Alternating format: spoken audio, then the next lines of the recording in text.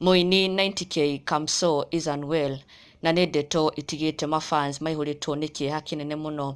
ona nginya kĩmako Kamsoh thutha wa kuona mbica ĩrĩa ĩkoretwo ĩgĩtrend ya 90k Kamsoh thibitarĩ na aronekana nĩ gũkoma akomete thibitarĩ na also it seems he has suffered some injuries on his arm and also on his head tondũ the head is wrapped in a bandage and also his arm is on a sling na nĩ ũndũ wa gĩtiga mafans makĩte mũno na makĩũria karĩa ta kũrathiĩ na mbere tondũ kũringana na ndeto iria ikirekereirio friends na arata a hakuhĩ a 90k Kamsoh marakiuga he is in hospital bedridden no matiragĩtĩkĩra kumbura what has happened to him kana nĩ ndwari ĩrĩkũ ĩmũgũmĩire kana ona what led to him being hospitalized no mbica ĩrĩa ĩrĩkĩtie kũrekererio nĩ ĩno haha and as you can see 90k Kamsoh nĩ aronekana mũhinyĩrĩrĩku mũno and he is obviously in hospital nĩ ũrakĩona nginya guoko gwake nĩ kuohe and also he has a bandage on his head na ũkĩrora nginya ũthiũ wake nĩ aronekana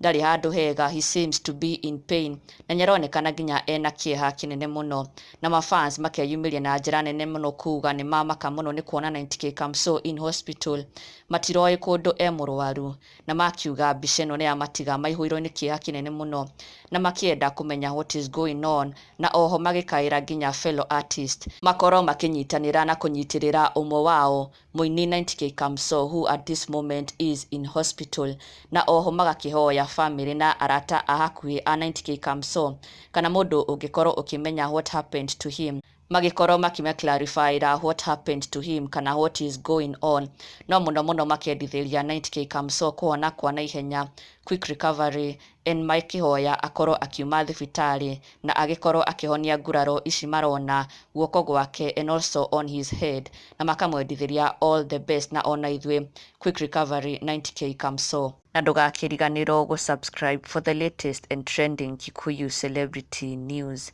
Never miss an update. Subscribe now.